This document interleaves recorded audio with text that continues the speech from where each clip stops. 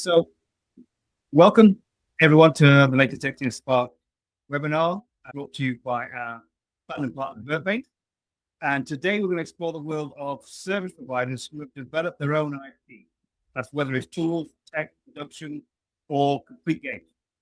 And this, for me, is an area of particular interest. There is an untapped wealth of production experience that has been crystallized into products and experiences with massively advanced game development.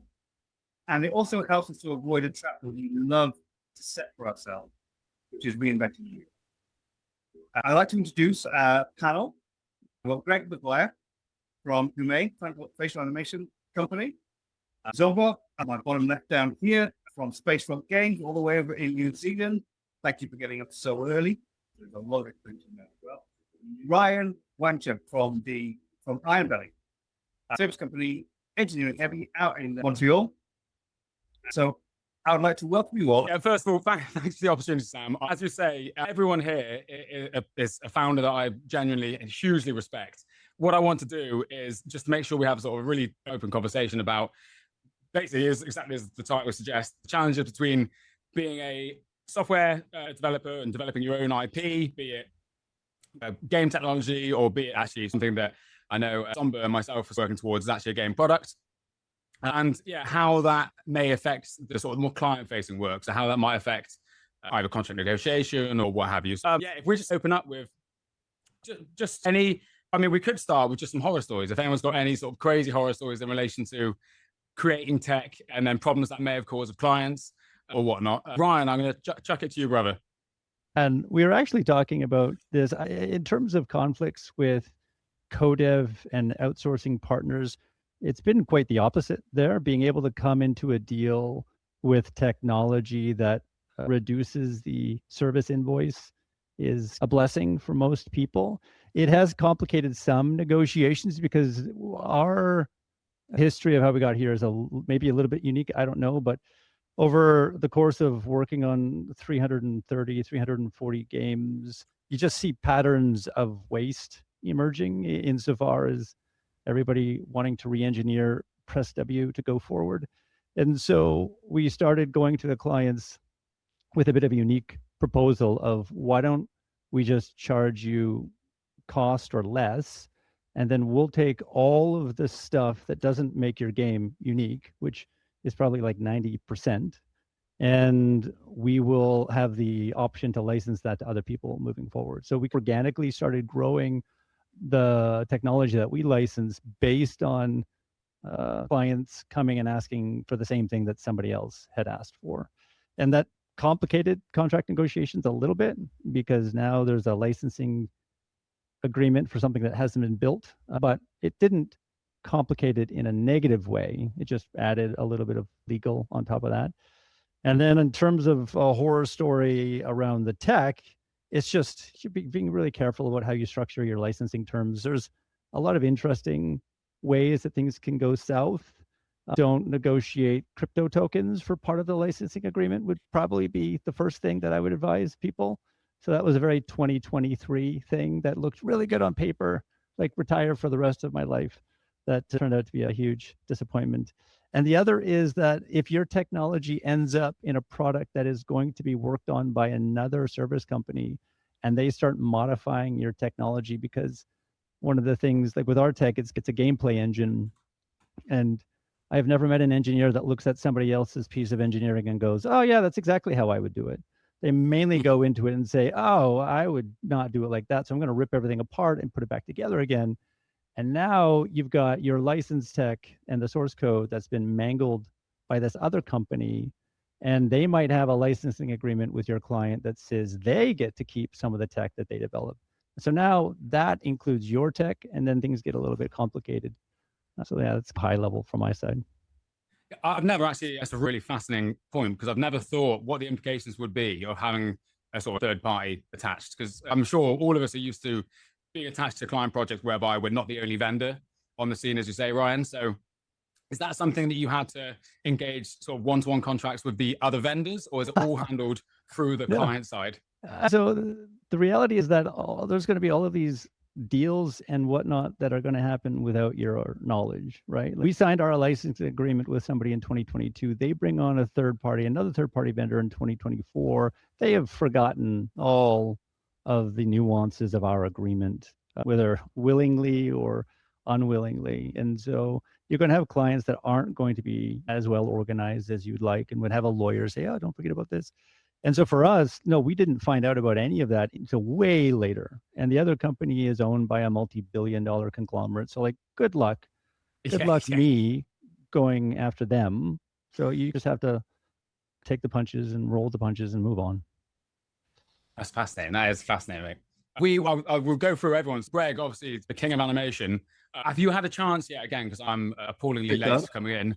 Have you had a chance to discuss what it is you guys develop on the sort of, I say sidelines, but in parallel to the co-development services stuff?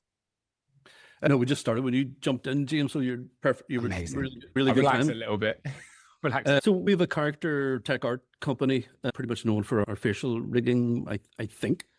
We work with multiple Xbox studios. Our credits include Halo, Call of Duty, Space Marines 2, Avowed, Outer Worlds 2, and we populated the planet for Microsoft Flight Simulator. My early career was in visual effects. I was a character supervisor at Disney and at Lucasfilm, and an R&D supervisor at Lucasfilm Animation. And some film credits include Harry Potter, Star Wars, Clone Wars, Terminator, Salvation, Avatar, and then the IP. So the IP, our IP is the tool set that we create that automates the process of creating characters at scale. We've delivered close to 2,000 at this point. My horror story is in a company before this one, when I tried to do pretty much exactly the same thing. So I started a company with a very good friend of mine, Andy Bucher, and we wanted to own the tool set that we'd been creating at every company that we were ever at. We thought we'd start a company and, okay, now we have the tools and then we can license that out or do something with it. We started with about $5,000 each. We bought ourselves laptops. Softimars were very generous to us and gave us software for free. And we worked on a whole bunch of projects. But the challenging part for us was to really start developing tools that could scale what we did.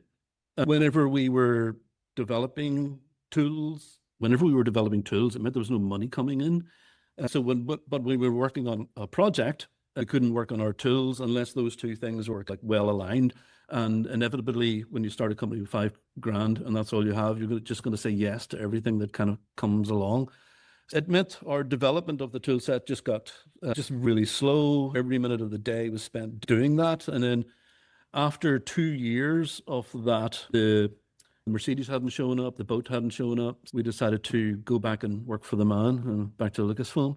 So when I started Humain, I decided to do it a different way and sell my soul or take on equity funding. So we did that. So we took on a small seed round, and that was incredible because it really gave us the space to be able to develop the tools and also give us the space to be able to pick the projects that we would work on.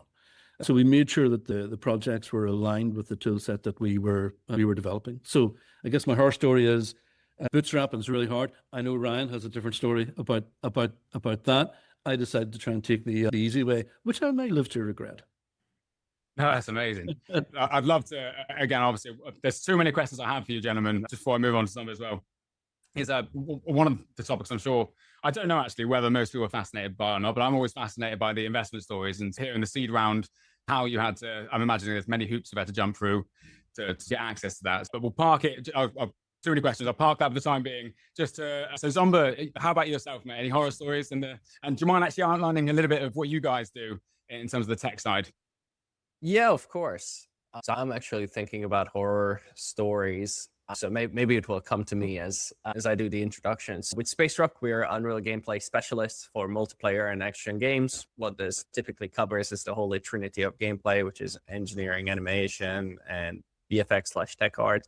Usually comes together. We don't do the audio side, although that's really important for gameplay, but there are very talented specialist studios for audio.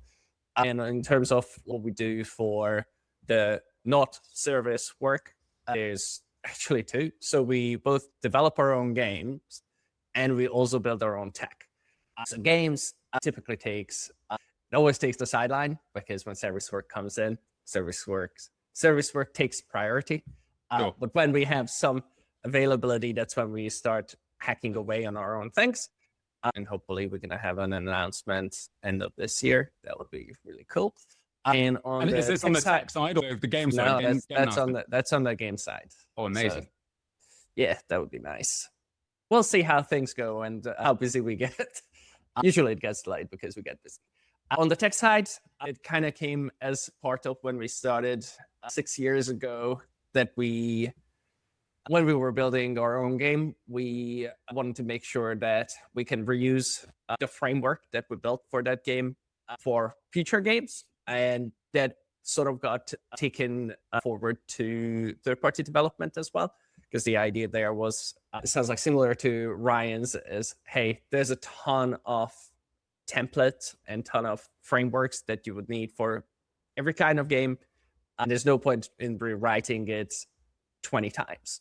You can pretty quickly get to a point where you save 3 to 6 months development time from a 2-year project. So it becomes very valuable very quickly.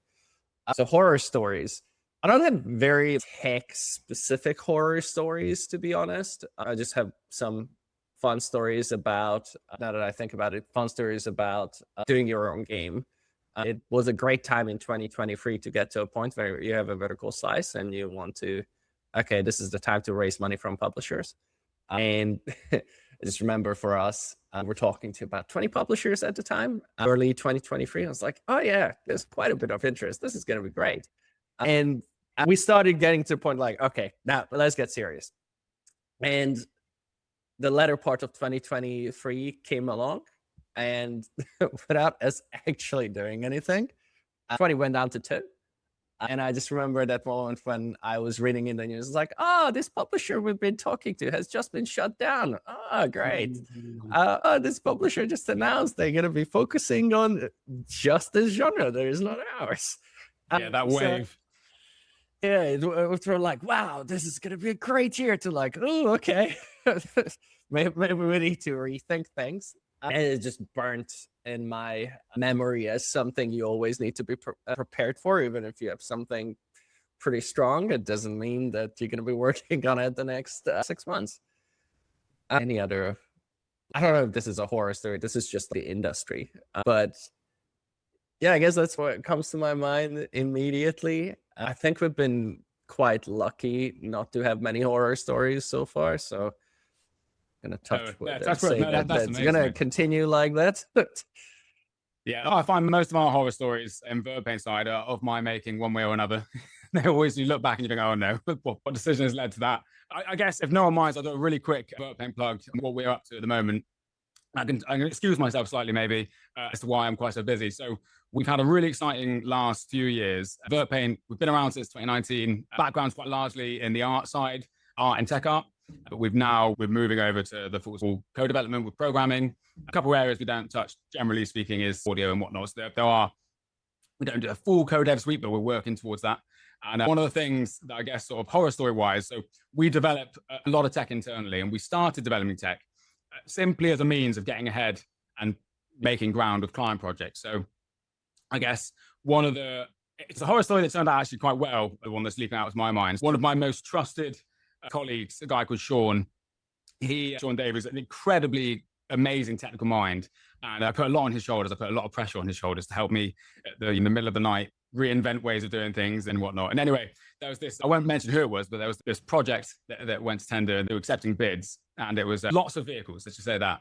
And the price that I put to them, I hadn't consulted properly with Sean. I was quite confident with the numbers at 1 a.m. And in the morning, I said, hey, Sean, great news. We've just secured a contract.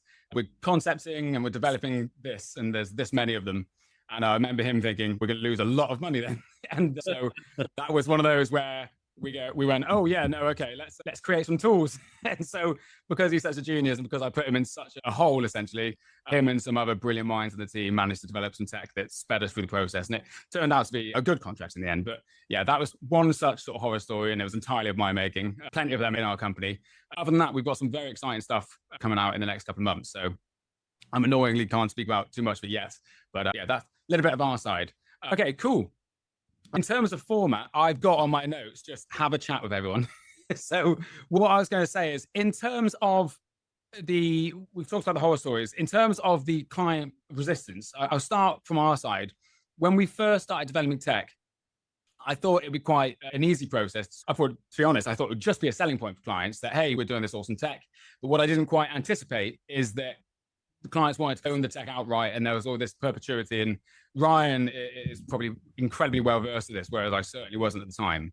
And so that actually made some contractual discussions a bit of a sticky point, where actually we couldn't move forward with the original agreements because there was this: who owns the tools? If we're bringing X, Y, and Z into the project, what does that mean? And being very small fish at the time, very hard to really get a good set of terms together that you can supply to big publishers and big clients that you need. So we ended up only, I think it was around about 2022, sunsetting client-facing tools just while we developed them in the background, purely so that we don't have to worry about the logistical nightmares of making contracts harder. Fast forward to now, it's a big benefit because clients then get access to things that are exclusive, and the same thing for everyone here. Ryan, if we start with you, you've already touched on this a little bit, but have you ever had to sell the angle as opposed to it just being seen or perceived as a net benefit? You certainly have to be dealing with people that subscribe to the concept of the rising tide lifts all boats, because there are very individualistic people or like larger corporations that have considerations that you can't know about. So it has to start off on the right foot with everybody being aligned. And typically we just have to give something, right? And so when you can show them a line item that says, here's $300,000 that you're not paying us, when it comes to, we're going to build this, in our case, we're going to build this tech and we're going to give it to you as a perpetual license that you get to do whatever you want with, but we get to also do whatever we want with. Like, you really have to put that side by side and say, and here's $500,000 back. Doesn't that make you feel warm and fuzzy inside? And like that, as long as you can give them a couple 100,000 reasons to say yes, then I think that really helps a lot. But I think the other thing is, like, maybe it hasn't gone so hard for me on a contract negotiation because I just don't think too far ahead in the future.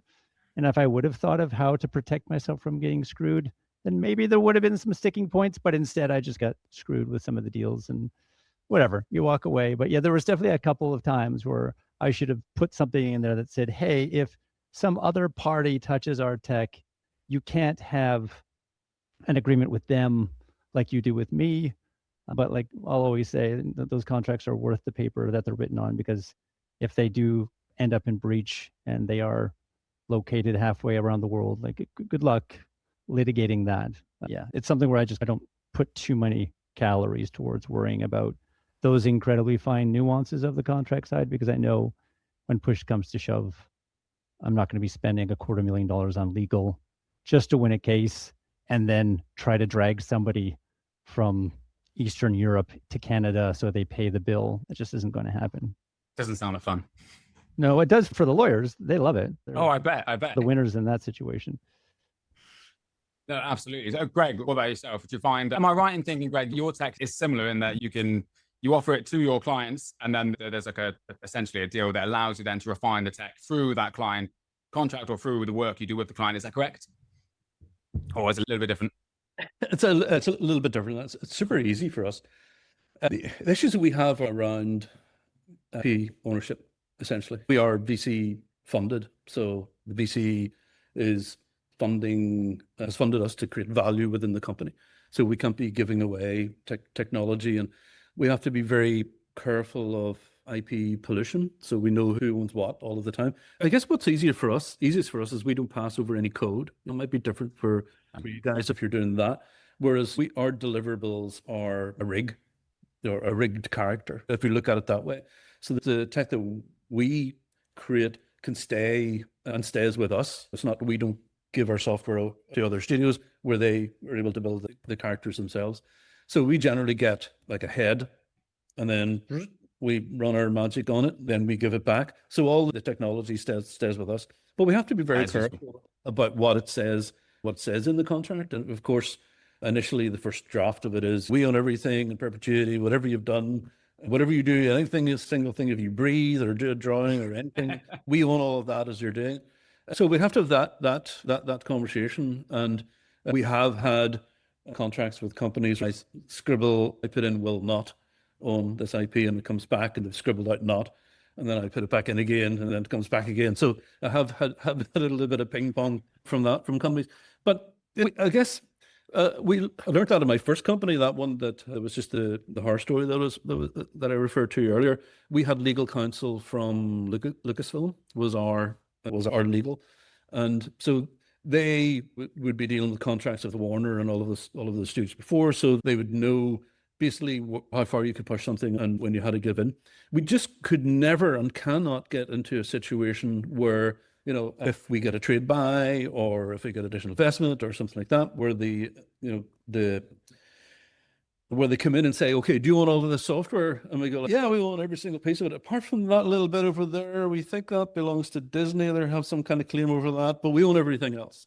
And then all bets are off. That they would run to the hills. So we have to make sure that our ownership is completely watertight. But that's generally a conversation at the start. Once the studio is interested in working with us, we try and get it before it goes into the lawyers. It's not a surprise to them.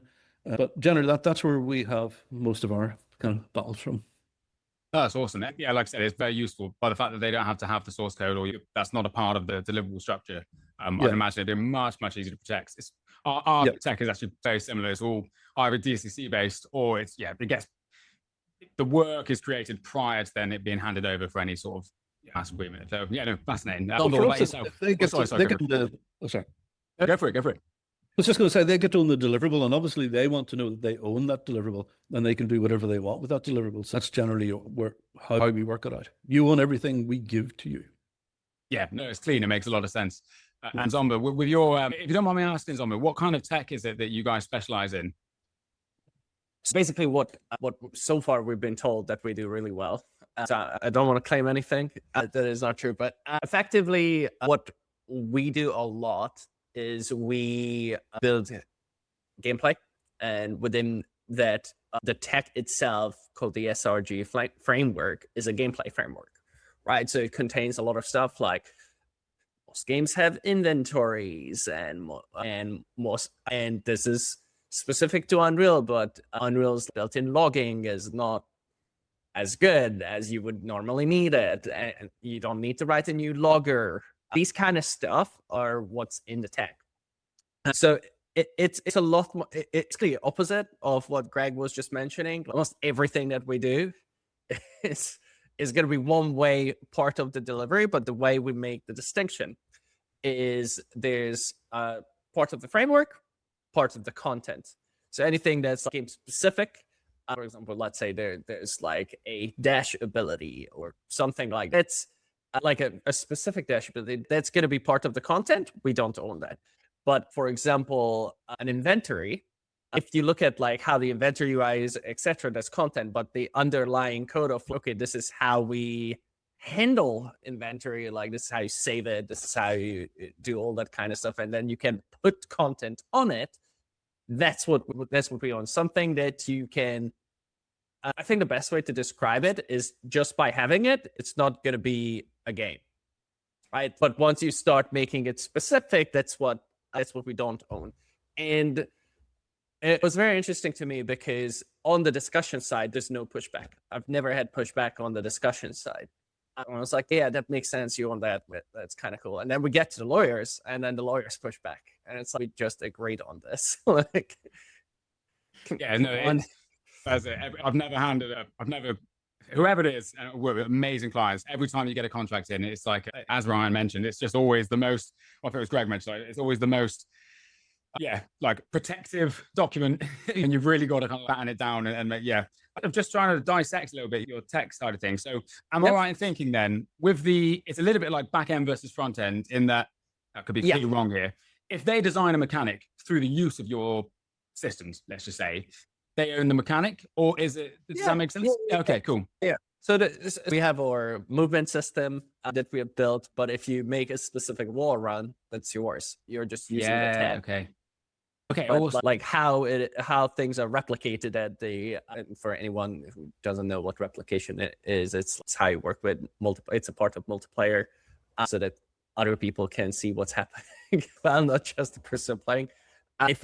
How we replicate things is proprietary, right? There's nothing crazy in it. You replicate in a very typical way, but the underlying code is part of the framework.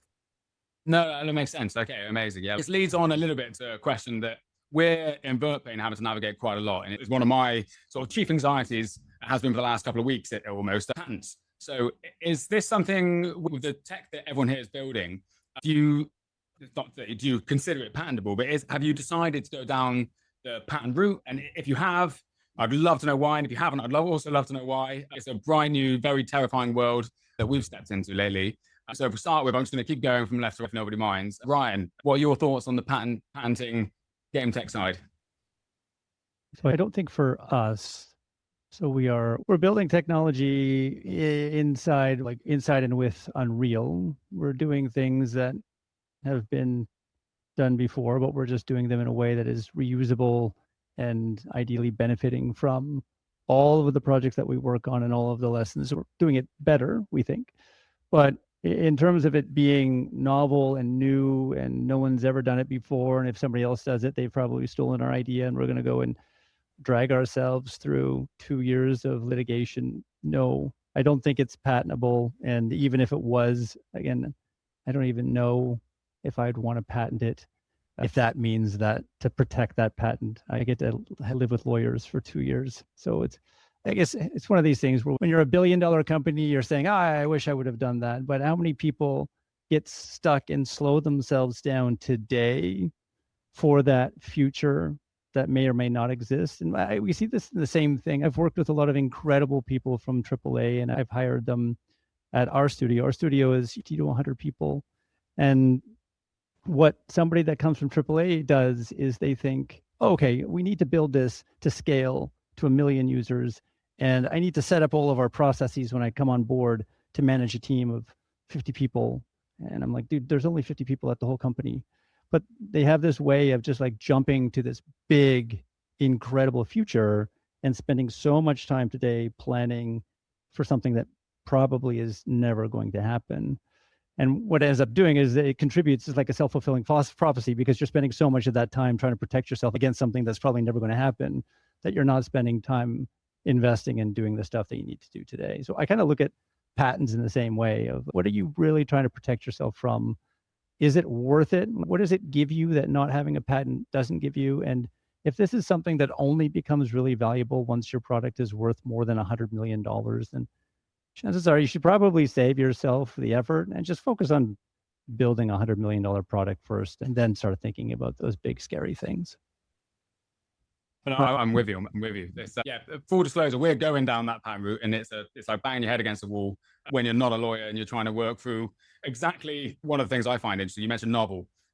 Again, I'm not a lawyer, that's not my background, but trying to pin things down to their novelty is a task in itself. You find yourself being able to describe a really complex system quite easily, but then pinpointing the one thing as to why that system is integral, hasn't been done before, etc. It's like a never ever receding problem, I found anyway. But no, I'm totally with you there. I'm looking forward to I'm looking forward to getting out of those weeds, put it that way.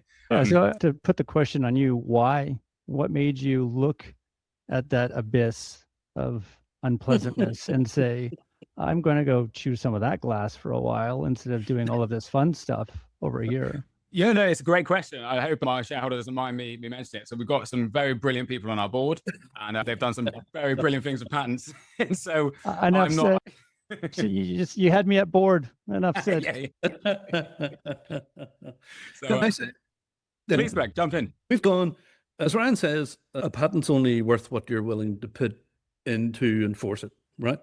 And I got, horror story with that. I got punched in the face recently with something that I did in defending our trademark, right? So we have a trademark for our name in the UK, and very large company with about 30 billion, whatever, behind them came in and took our name, or I can't even say that, have a very similar name to our... Allegedly. So we got contacted by the IPTO in the UK here, and I threw a bunch of money at defending that, and I was like, you know what, I'm just pouring this money down a hole. But And the letters just, and the bills just kept on coming from the law firms. It's like, it's okay, you know what? Let's just draw a line here. Before I did that, and we still do, we went the opposite way than patents. We publish a lot of our papers. So we've published about 30 papers since we started. We do a hell of a lot of R&D, and that costs a lot of money. We haven't even got into that because we're taking on a ton of risk to be able to do the R&D. Yes, the projects come in, they pay for that, but all that money goes back into development of project or into development of our tool set. So the publishing is great because one, it gets us connections with universities. We have connections with Bournemouth University, with Surrey University, with Ulster University. We're hooked right into their doctoral colleges there. And that great places of wisdom. And we run or have done a lot of, like in the UK, we have knowledge transfer partnerships where, you know, IP from the university becomes embedded within the company via researchers. So that's a great way of being able to get good talent in the company. We use it for recruiting, and we recruit our PhDs from there as well. And also the fact that we publish makes us attractive to researchers like that as well, because it's something that they want to do. They've been really focused on doing their PhD, and the publishing is rammed into them.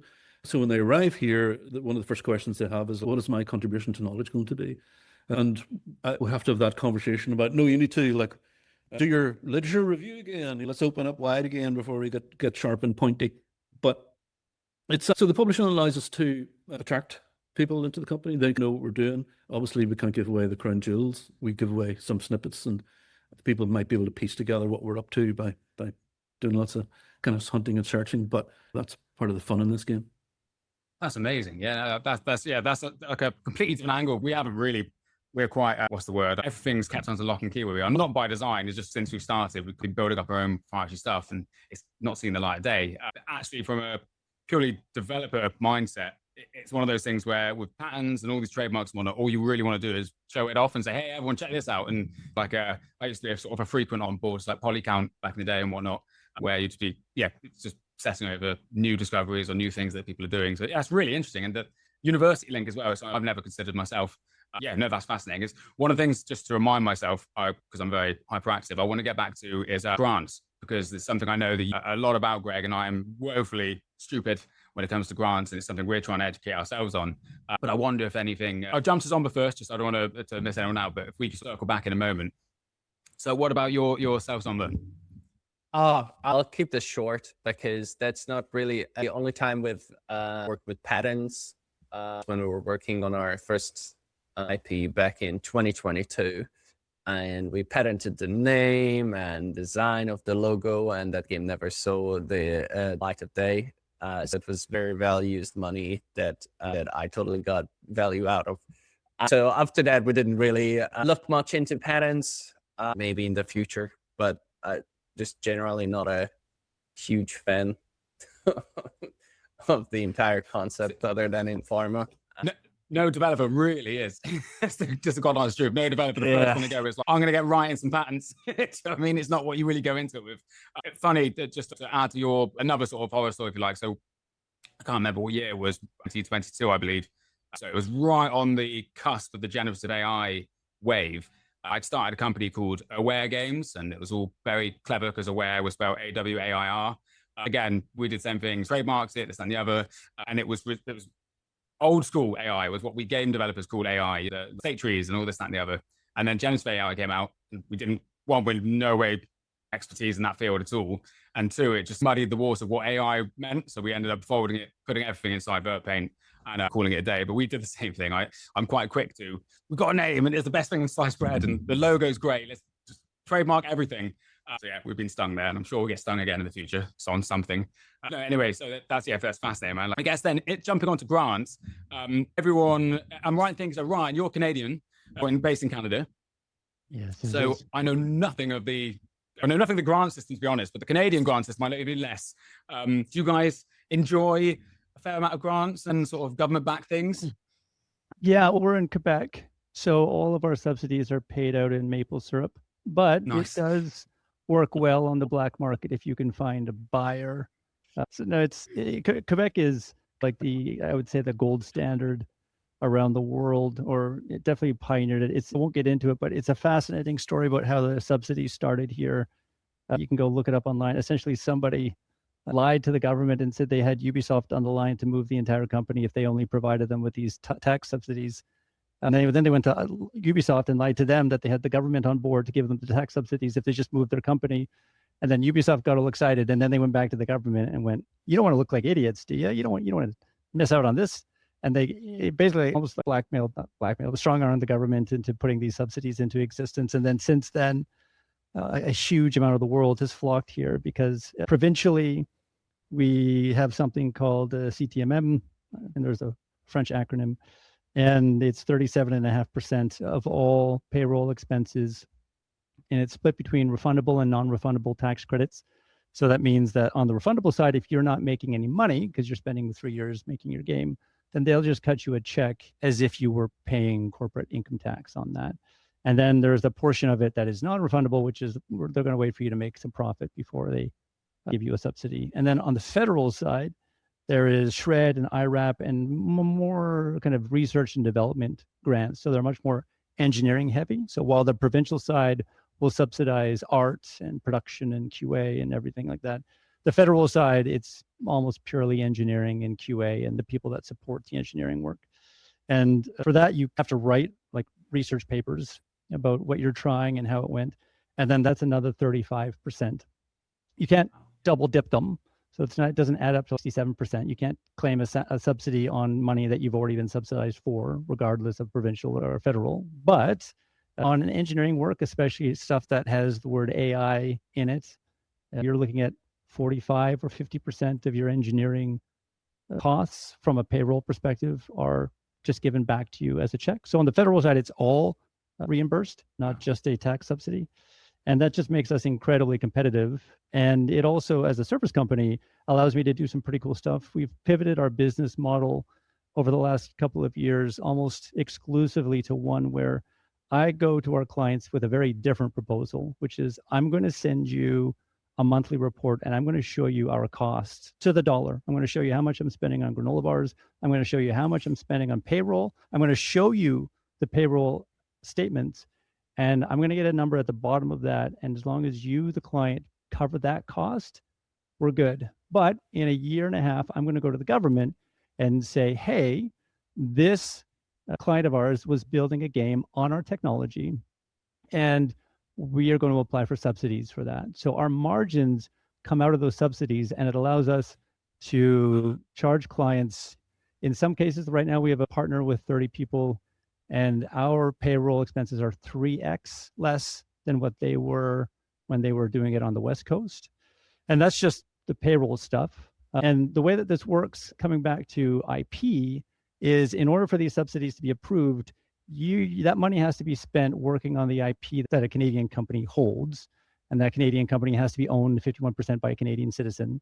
So it works if the games that we're building are being built on our tech. And it's a really good reason to be building your tech, because even though the game itself isn't our IP, guess what the locomotion system in it is, and all of this other stuff in it is. And then that unlocks all of the subsidies, which unlocks the ability for me to go to a developer whose appetite is bigger than his stomach and say, okay, that $3 million game that you wanted to make, we can do it.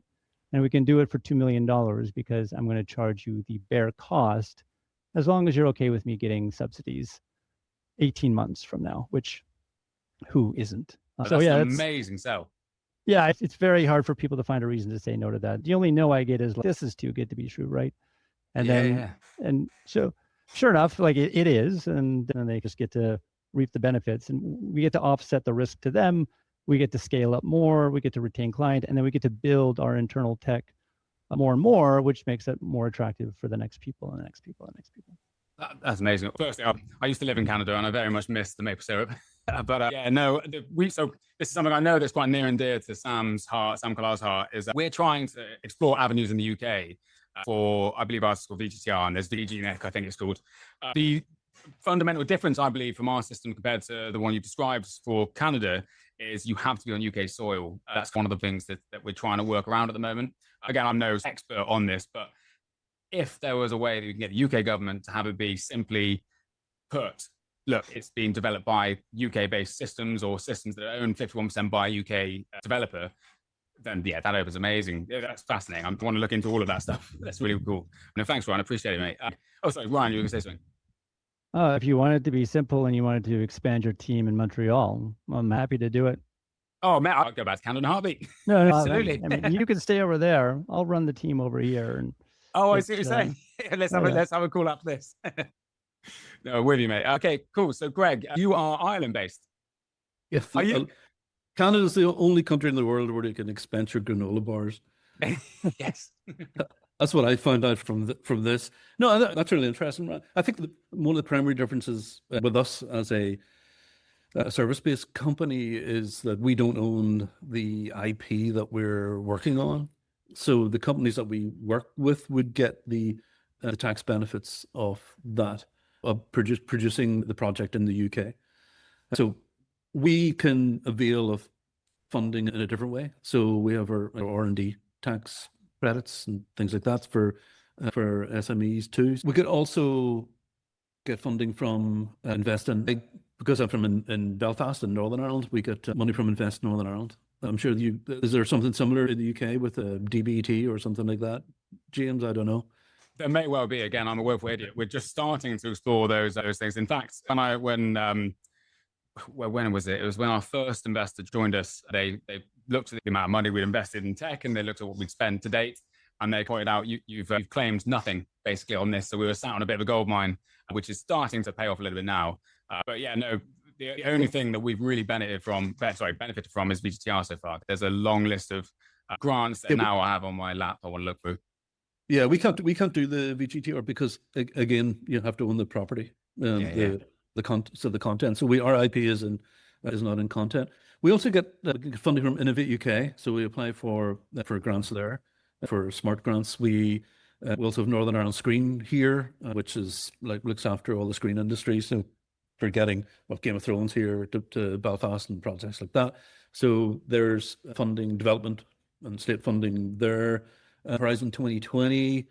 Yeah, there's quite a few. Yeah, I fill out a lot of forms, James. Yeah, no, could you help me? I'm going to be asking you to help me with a few of mine, I'm sure, because we're at the beginning of that journey. I'd be delighted to. Thank you so much. I'll buy you a beer. Appreciate it. And Zsombor, whereabouts are you based again? Sorry, sir. So I'm based in New Zealand. And New Zealand actually has a fairly good tax rebate system. Here there's two types of grants you would really apply for. There's a third one, but that typically would be double dipping with the game development rebate. So it's called the GDSR.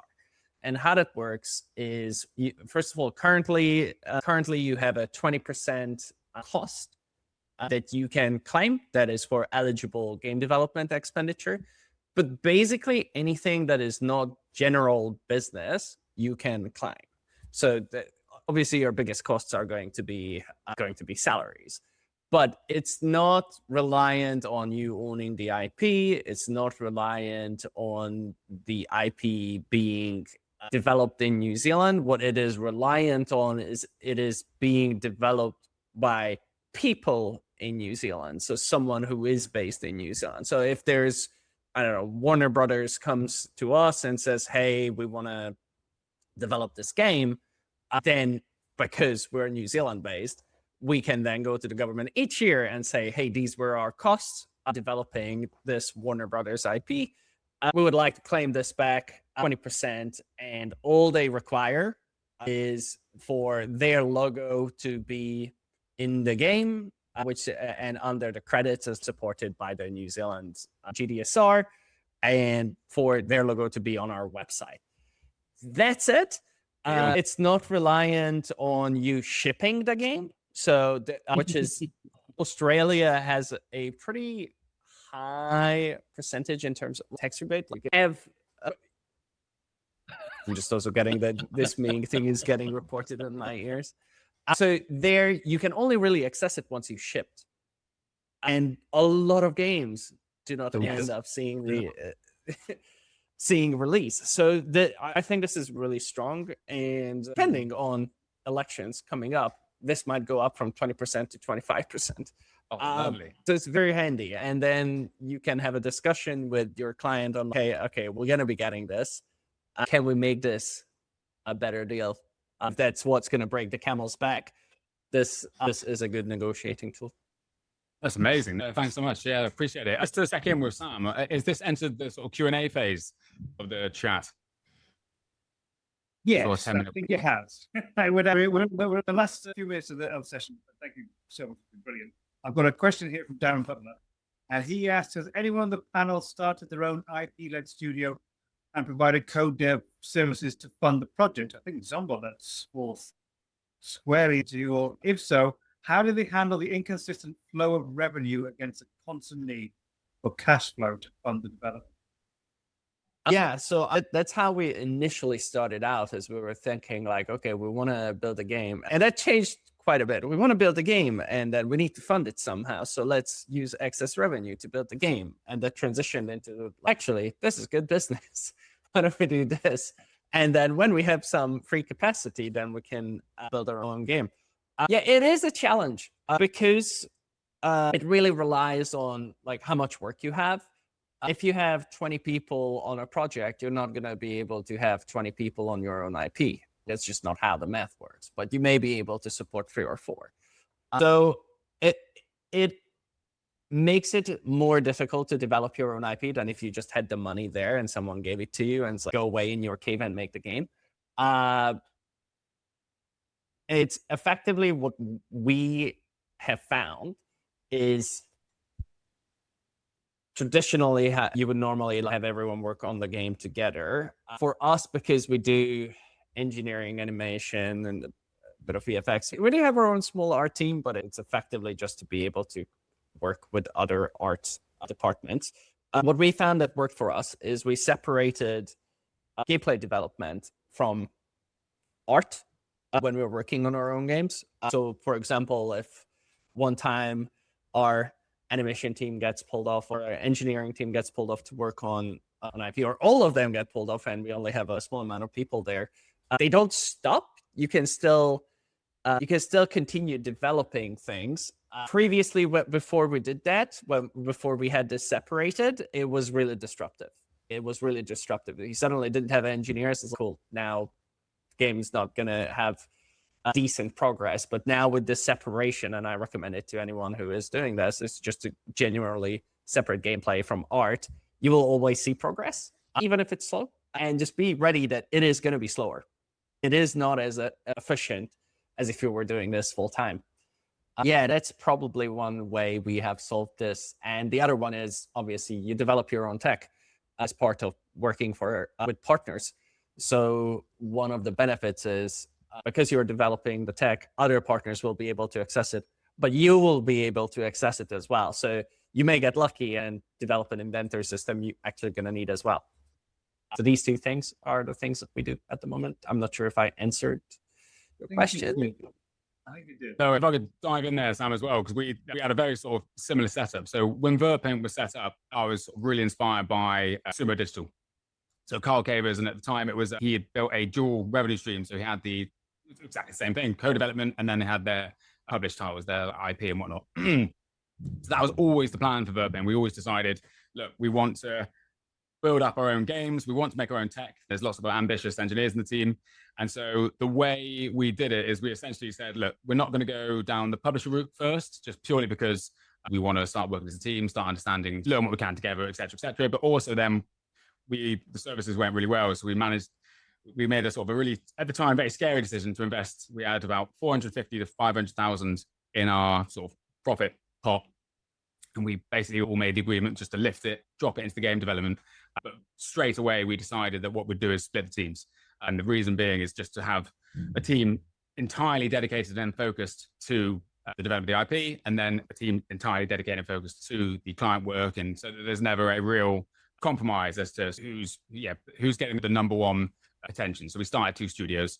Sorry, yeah, there's some hands up. Ryan, do you want to go for a minute?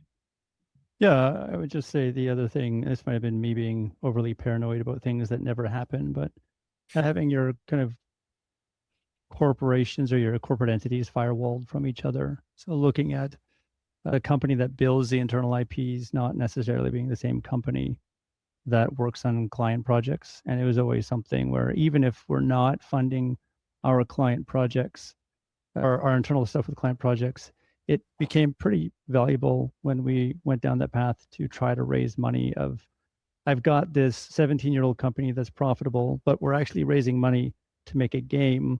And how do I put a valuation on this thing if I'm giving you shares in this established company? And the fact that just from a protection standpoint, I had already put a corporate structure in place where the Ironbelly Games division was its own corporation and Ironbelly Studios was its own corporations. Again, we've never been sued, so I did all of that work for nothing. But when I went to investors, it was just very clear cut of, oh, that thing is just a separate thing. Okay, no problem. We don't have to expend any calories figuring out that. We're just going to buy shares in this other thing instead. So just putting some thought into that, because I think one of the things that we talked about in our kind of our prep chats was the attractiveness of your company from an investment standpoint when you have an evergreen component to it, when you have something that's not tied to like a boom bust cycle, or when it's not tied to such a hit or miss industry. It's very attractive. Getting investment as a service company is like very rare. No one really invests in service companies for the most part, unless you're gigantic. But if you have a piece of tech that can scale non-linearly, then you become more and more attractive for investment. And so it's one of these things. And I think I really like what kind of Greg has gotten at before is there's a lot of value that you accrue that's not recorded on the balance sheet today. So value in attracting and retaining talent, value in 3 years down the road, there's an investor that is interested in investing in the gaming space, but definitely not in content. We just happen to have this tech and so on and so forth. So it adds a lot of value that you don't necessarily see on your balance sheet. Yeah, I completely agree. So we're up at times, and I want to say a huge thanks to everybody. That was massively insightful. I would, at Spark, we'd love to spread the word about what you guys are doing in the industry and what more service providers are doing in the industry as well regarding tech and the tools that they've built and how they're getting out there and how it's helping our developers and how they can learn about it. Because I mean, one of the things that amazes me is that so much of it isn't really publicized. It's how you find out at the time. It's not something that's listed in the same kind of way that we see services listed. The tools tend to come out of one-to-one conversation. And I'd like to raise as much awareness as we can. The webinar will go up on the XDS Spark YouTube channel shortly, so don't forget to subscribe for you people. I'd like to thank you all again so much. Thanks so much to our host James and to Vertpaint for bringing it all together. Thank you. There's been a massive amount of value that we've got out of this. And for everybody else who's been listening in, thank you so much. This has been brilliant. Good. Appreciate it. Thanks so much, Sam. Yeah, thank you everyone for joining. It's Thanks, amazing. James. Thanks, Ryan. Thanks for having us. Right. Bye-bye. Take care.